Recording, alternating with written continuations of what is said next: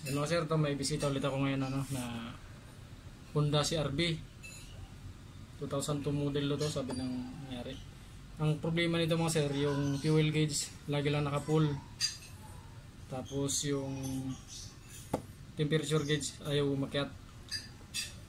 Kahit mainit na yung makina, walang reading yung fuel, temperature gauge. Tapos yung fuel lagi naka-full, kahit kunti na lang gas, naka-full pa rin siya. Pina-check na raw yung wirings at saka yung yung floater, saka yung sensor dito sa temperature, okay naman daw, sabi daw ng electrician. Tignan natin mga sir kung talagang may problema tong gauge.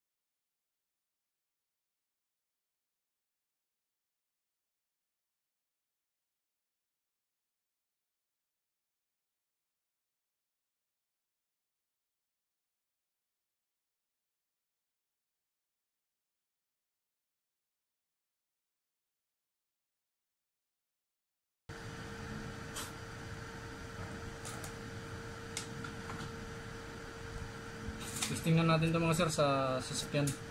Salpa ko na ito doon. Tama na sa kanya yung video ko. Oo. Ng mga hininangan ko.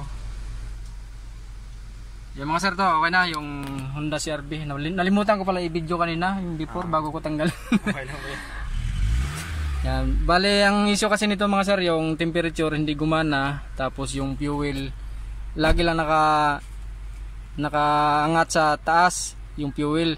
Ngayon, observe to ni sir kasi ayan, naka-full pa rin siya. Pero mas dumami siya kaysa kanina. Baka ako maraming gas talaga to. Ano sir, nakatambay lang ba to? Nakatambay lang tong sasakyan sa inyo? Sa shop? Mga tatlong araw na. Kasi tatlong araw na namin yung niya eh.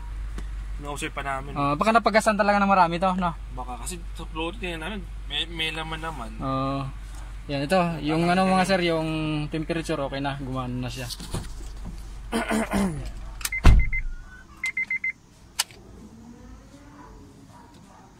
Yan.